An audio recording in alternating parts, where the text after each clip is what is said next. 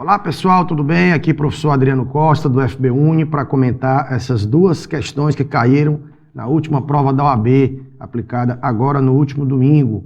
Questões bem fresquinhas na cabeça de todos os candidatos. Como vocês bem sabem, são duas de consumidor, que eu pessoalmente acho um absurdo, dada a onipresença do direito do consumidor nas nossas vidas, consumidores somos todos nós. Entendo que a prova deveria dar um espaço maior ao direito consumerista, mas não estamos aqui para discutir a composição da prova. São duas questões, portanto, em cada um dos exames da ordem, geralmente as questões 44 e 45, e isso se repetiu no último exame. Portanto, sem maiores delongas, vamos nessa. A questão 44 diz, é uma questão bacana, bem feita, bem contextualizada. Diz que o Bernardo adquiriu, usando o cartão de crédito, um home theater, um equipamento de som, e essa compra foi feita através de um aplicativo de uma determinada loja. A compra foi feita na sexta, o produto entregue na terça-feira da semana seguinte. Na quarta-feira, no dia seguinte ao recebimento, o Bernardo entrou em contato com a empresa através do saque para exercer o seu direito de arrependimento. Esse é o conhecimento cobrado na questão.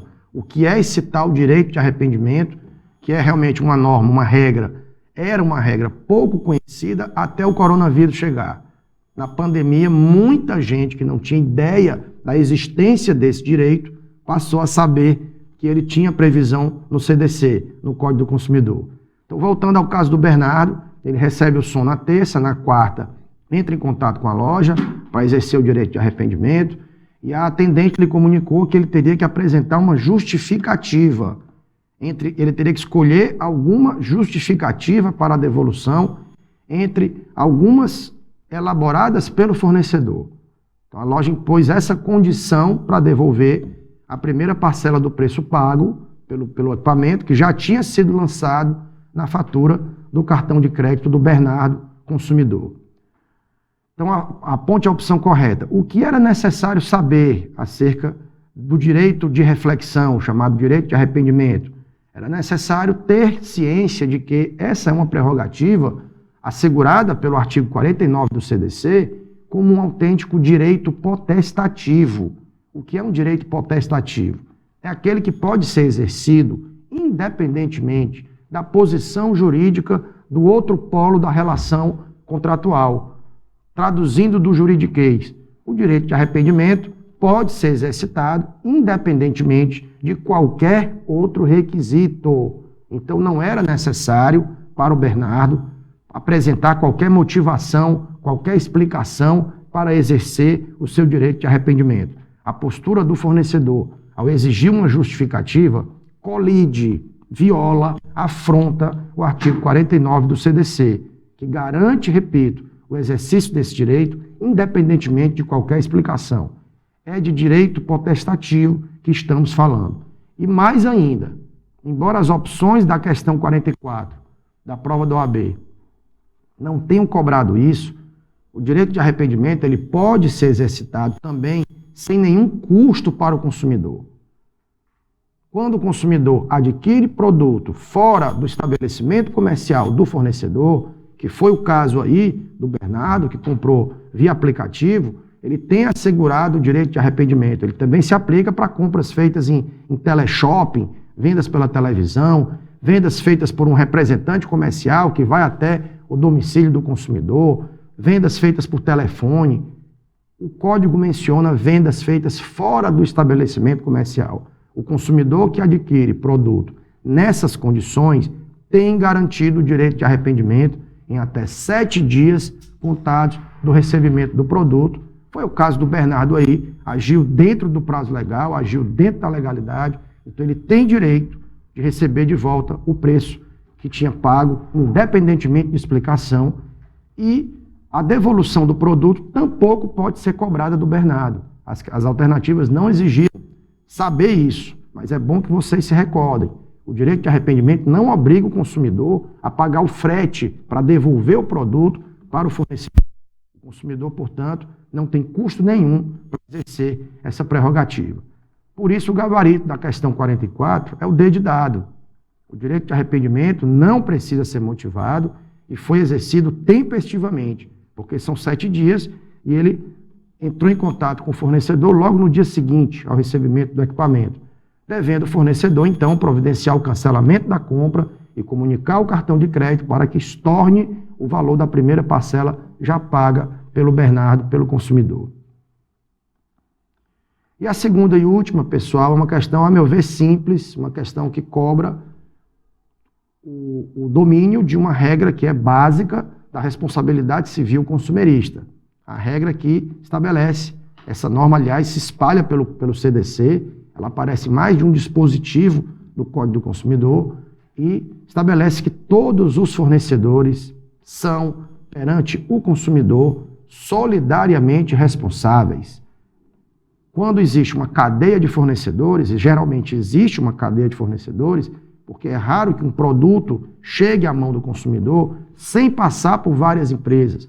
Esse produto tem que ser desenhado, aperfeiçoado, manipulado, transportado, armazenado. Então é natural que ele passe por uma cadeia de fornecedores até chegar ao destinatário final, que é o consumidor. Sendo esse produto defeituoso a causa de um dano, todos os fornecedores, todos os membros da cadeia podem ser acionados. Todos têm legitimação passiva para uma ação indenizatória. E a questão 45 diz o seguinte: a empresa Cimento Montanha Limitada integra com outras 5 empresas um consórcio que realiza obras de construção civil. Uma dessas empresas, a Estruturas e Fundações, foi responsabilizada numa ação indenizatória por falhas estruturais em imóveis construídos no âmbito das atividades desse consórcio, imóveis que apresentaram rachaduras, um dos quais tendo inclusive desabado. Isso é o que o aluno precisa lembrar, o candidato precisa ter em mente. Embora tenha sido o imóvel construído pela empresa A o causador direto do dano, todas as integrantes do grupo consorciado têm legitimidade passiva em uma ação indenizatória. O consumidor tem a possibilidade de entrar com ação contra qualquer uma dessas empresas, o que pode ser algo importante, por exemplo, se uma tiver mais capacidade econômica, mais solvência do que outra. Porque não adiantaria o consumidor entrar contra uma empresa sem bens. Ele ganharia, mas não levaria. Então pode ser que outra pessoa jurídica do consórcio construtor aí seja a melhor, a mais indicada, por assim dizer, para figurar no polo passivo. Outra empresa que não aquela que foi a responsável pela construção da obra defeituosa. Em resumo, era preciso lembrar disso. Embora o dano provenha da construção mal feita pela empresa A, todas elas podem ser demandadas, é o que diz o parágrafo único, o que dizem o parágrafo único do artigo 7º do CDC e também o parágrafo único do artigo 25 do Código do Consumidor. Havendo mais de um responsável pela causação do dano, todos respondem solidariamente pela indenização devida. Solidariedade, ela decorre ou do contrato ou da lei. Nesse caso, é da própria lei de proteção ao consumidor. Por essa razão, o gabarito é o item C. As sociedades integrantes do consórcio, todas elas, são solidariamente responsáveis, sem benefício de ordem entre elas. Tradução, sem que uma figure na frente do processo indenizatório e as outras como responsáveis subsidiárias. Não, todas podem ser acionadas diretamente pelas vítimas. Enfim, pelas obrigações da sociedade, estruturas e fundações perante os consumidores prejudicados. Todas são responsáveis, haja ou não previsão diversa no contrato respectivo. Em resumo, o conhecimento exigido aí é o da obrigação solidária de todos os fornecedores perante o consumidor vítima de acidente de consumo. Gabarito da 45, C de casa. Ok, pessoal? Então ficamos por aqui, espero ter ajudado. Um abraço para todo mundo, bons estudos.